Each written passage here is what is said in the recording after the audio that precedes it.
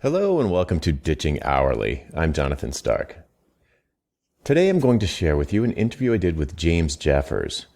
James is an independent software consultant who escaped Cubicle Nation in 2011 and just started his journey to ditching hourly billing.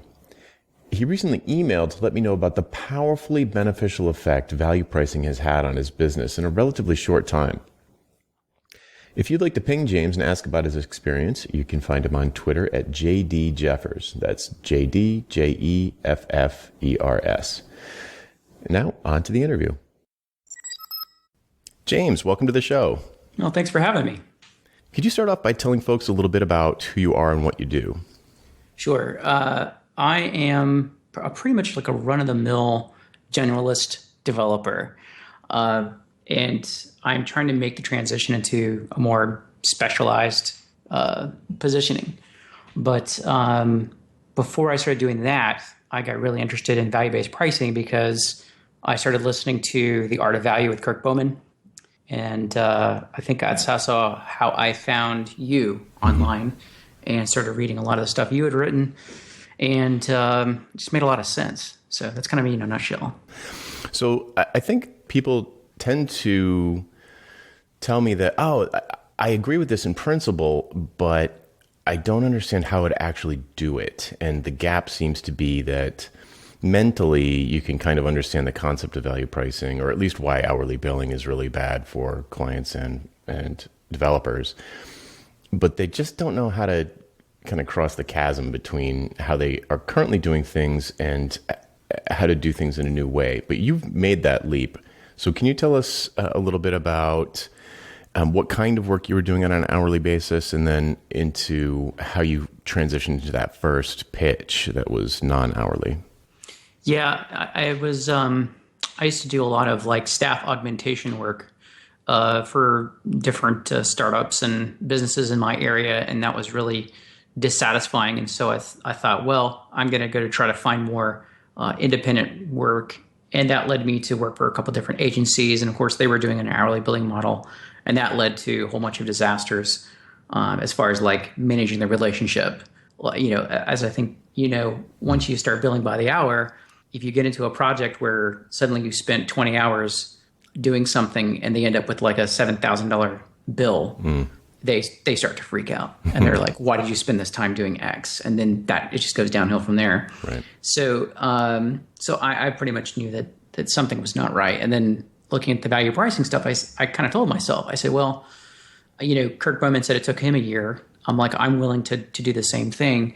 And I think one of the points of advice that was really useful was he said, don't expect that you're going to turn to all of your existing clients and say, hey, I'm going to do this new pricing model, and they're all going to love it.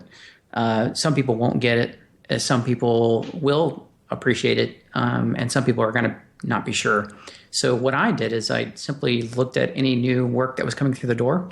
Mm-hmm. I said, okay, that's this. I'm going to do value pricing with this project. And that was a little scary because I didn't know if it was going to work. So a part of me was like, I have to be okay with walking away from a potential deal. And at the time, my cash flow situation wasn't that felt super safe. Mm-hmm. So, but I did have a little bit of money built up. So it wasn't like I was going to be sweating a mortgage payment at that moment. Mm-hmm. So the first project that I did that was value-based, I kind of wanted to sort of dip my toes into it. So the person wanted to do a bunch of really ambitious stuff with her business. And I said, let's scale back. Let's do like a test project first. And I kind of got her to sort of get into a phone call with me. And we talked for about an hour. And I simply began to essentially do as you've suggested, where you try to convince them not to do the project. Mm-hmm. I think at that point, I didn't have to convince her not to hire me. She was already looking for somebody, and I had a recommendation from the person who used to do a lot of her technical work. So I guess it was kind of a little bit on easy mode at that point, mm-hmm. because I had the sort of the vetting by another person who had worked with them before. So that was number one, a huge leg up. But in that conversation, I was very careful to ask her to get very specific about why she wanted to do why was this work important? What was she looking to get out of it?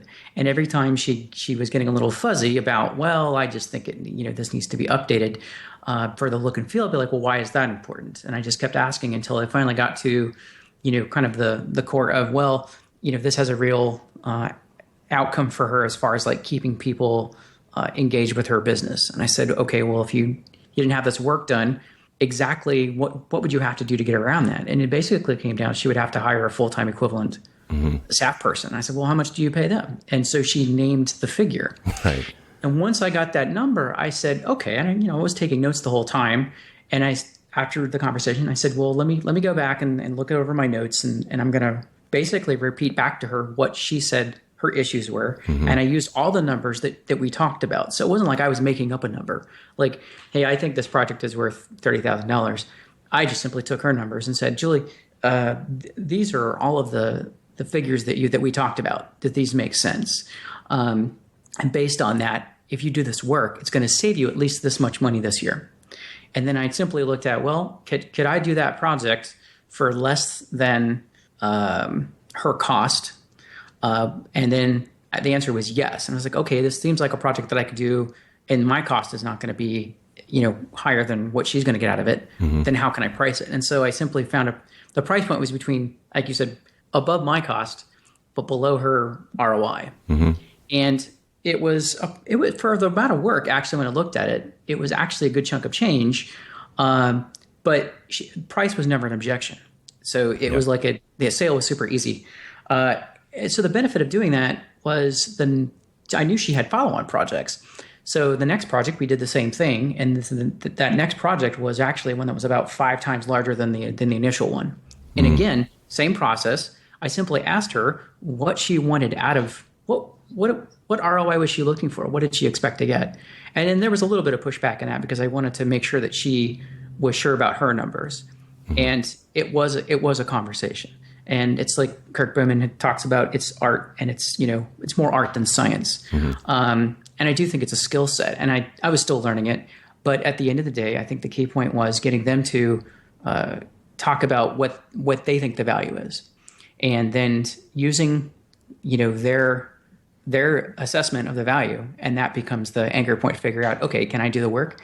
Can I set a price somewhere between their ROI and my cost? And the answer was yes. And again, once we did that, even though it was 5 times the amount of money, the price was not an objection, which blew me away. And so that was a huge, a big win. Follow up, that project ended. And then this summer, I had another person come to me and say, hey, I've got this other project. Would you do it? And I said, well, maybe. Let me talk to the person. And this person, again, they didn't really have too much personal interaction with me, but I basically said, I'm not sure if we can work together, but let's have a conversation first. And like I think you pointed out, you kind of have that first meeting where they're just going to spew about everything. Yeah. And then you kind of listen and take notes. And then at the end, you're like, okay, well, let's try to dial in on what exactly it is that you want to get out of this. And it was really kind of funny because in the meeting, they were adamant that they wanted this work done. And I just kept asking them, like, well, why don't you just hire an intern? Why don't you just hire another person? Why don't you just use a spreadsheet? Why don't you just, all of these things to try to dissuade them from basically rewriting this application that had been in production for 10 years. Right. And it was interesting because as the conversation went on, they became more and more adamant that it just had to be rewritten and went into all of their reasons for it. And again, after that fact, I simply took notes, figured out what they figured their cost was and what the opportunity was. And I repeated it back to them and said, according to our conversation, you want to do this project because of X, Y, Z, and here's what your expected ROI was. And I was actually talking to the person who put me in touch with these folks, and I was told basically that they had a budget. And so that was another key point, is playing on easy mode, is if you kind of know what their budget is, if you figure, can you do the work for their budget and it's still going to make sense? Again, I don't think the sale price was ever an objection, right? It just never came up. And so I think those are, and that I got that project as well. But it was kind of funny because at the beginning, I just basically tried to push them off and say, it wasn't like I'm desperate for this work and I need it, and I'll do anything to get it. It was kind of like, I'm going to try to convince you that you probably don't want to hire me because I'm an expensive option. Right.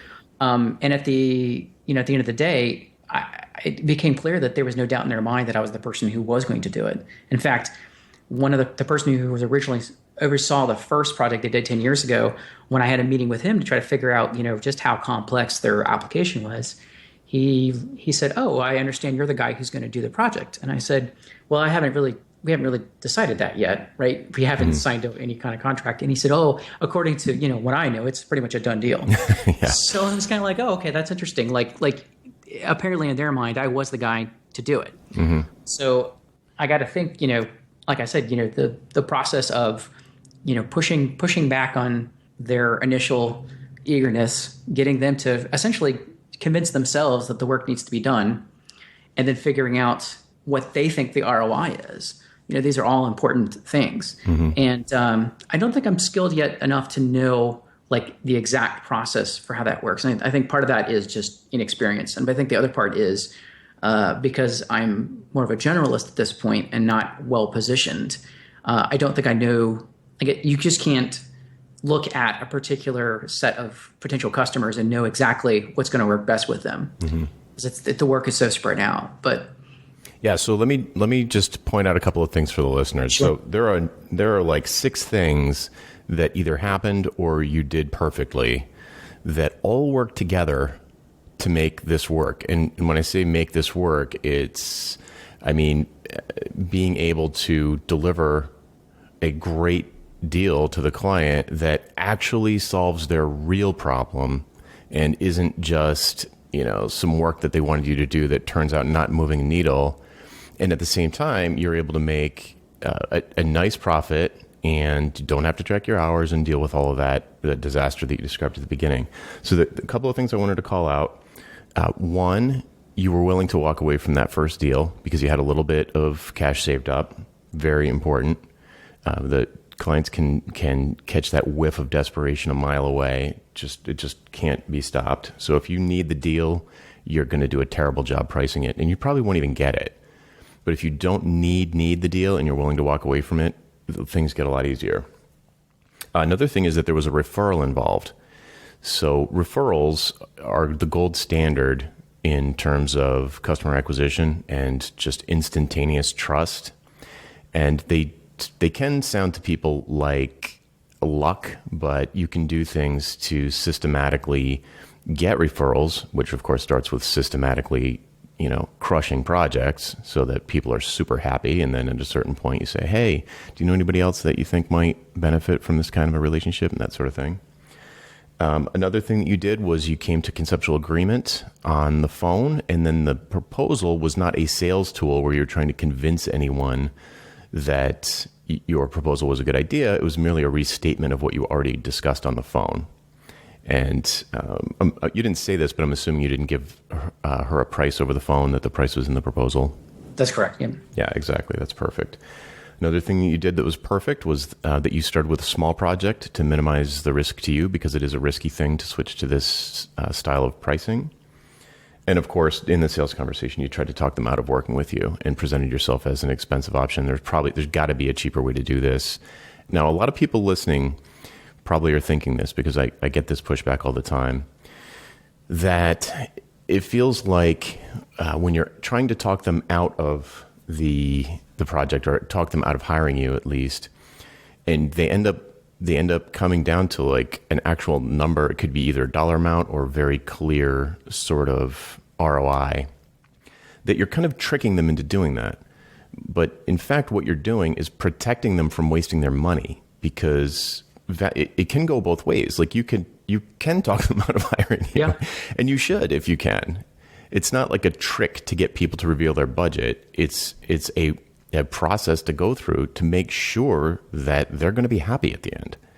And oh, by the way, you can set a super fair price based on the outcome of that conversation.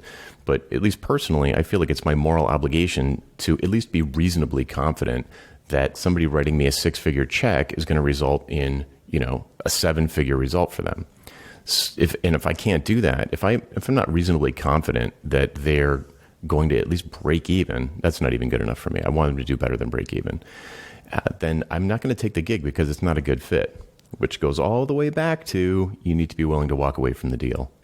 So very well done. You've kind of finished that up by saying that you're still new at it, but it sounds like you've got the vast majority of steps in place. Yeah, I don't. I mean, I obviously would never go back to hourly billing. For at least this work. I mean, I've done some other sort of infrastructure maintenance work that's not priced exactly the same way, but for these other projects, it would be insane to do hourly billing. And you mentioned how like you're kind of protecting these people against making foolish investments of money, and getting them to actually be clear about what they want to get out of it. But the other thing I've noticed is that while I'm doing the work with the client, I think if I was doing hourly billing, if the client, and this has happened, I don't know, probably once a week for the last 6 months, client will be talking to me on the phone because we talk all the time, right? And it's not hourly billed, so they're never really worried about if they need to pick up the phone and talk to me, that I'm going to be like, okay, you're on the meter's running. That they'll say, hey, what if we did X, Y, Z? Like this extra new work. And I'm thinking, if I was hourly billing, I'd be like, yeah, that sounds great. Let me bill you for another 20 hours, right? Or 30 hours or whatever. That's extra money for me. But because I don't have an incentive to do a lot of extra work for no reason, I will often tell them, I'll be like, that's, yeah, you could do that, but let's, be clear about what you're giving up. Like this other project that you've paid for, that's going to be delayed. There's a bunch of extra software that needs to be written and maintained. And I will give them reasons why it's an expensive option. I don't tell them no necessarily, but I'll be very realistic and say, what do you plan on getting out of it? But basically the ability to push back on all of the things that they're thinking about. And more often than not, I'm just like, that sounds great, but let's wait till this project is done. And let's revisit that later. And I think if I was billing by the hour, I'd be like, yeah, let's tack that on, right? Because it's just, and I think that's a really blatant conflict of interest. And I think a lot of developers are caught in a tight spot because they're like, I need to make a paycheck. So what are they going to do?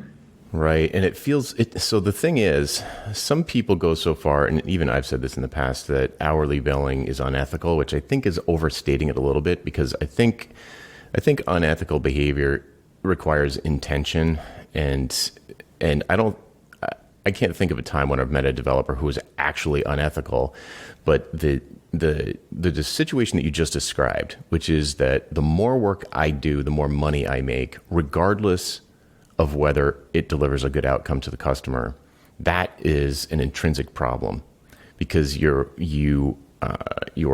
financial motivations are not aligned.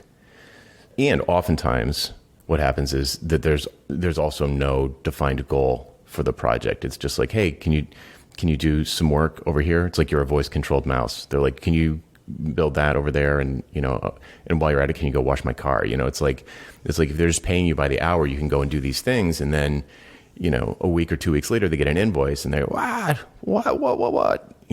Why is this so expensive? And it's like, well, you kept on telling me to do all these things, and I'm just doing what you said.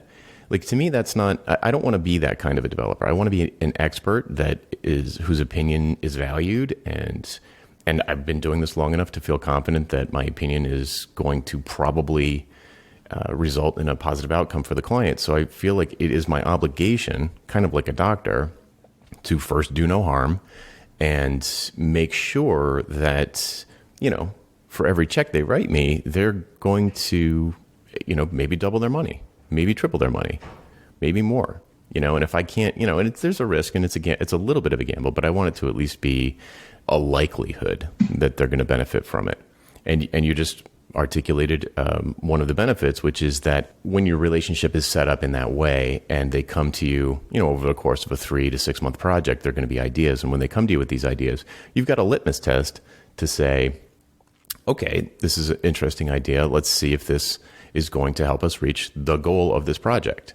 And you kind of have a conversation about it. And if it doesn't, we'll put it on V2. We don't want to jeopardize this project by delaying it or bloating it with these sort of side requests. So let's just write it down for a possible V2 or a future project. Or it could happen that it's a great idea and it's going to help everybody reach the goal faster. So you do that, and then everybody reaches the goal faster, and that's good for everyone. So it's just I think you would agree that it's just a dramatically different way of running the relationship. Oh, it's like night and day. With the hourly billing, especially through like an agency where they're so focused on, controlling their costs, it becomes adversarial almost. And when you do it this way with the value-based pricing, it's like you're their partner, and you both have the same goal of getting them to something that's going to help them in their business, rather than you just being a control lever that they have to fiddle with. Exactly. Well, James, thanks so much for sending that email in and sharing your story with everyone. I think you're doing a great job, and I look forward to hearing more big things from you in the future. Well, thanks. I hope more big things will be coming. Great. So where can people find out more about you online? I can be reached on Twitter at JD Jeffers. That's JDJEFFERS. And if you're hourly billing now and you want to make the jump and you have any questions, I'd be more than happy to answer them. Excellent. Well, thanks so much for coming. Hey, no problem. Thank you. If you'd like to learn more about how to ditch hourly billing, go to valuepricingbootcamp.com to sign up for my free 6-lesson email course. Again, that URL is valuepricingbootcamp.com.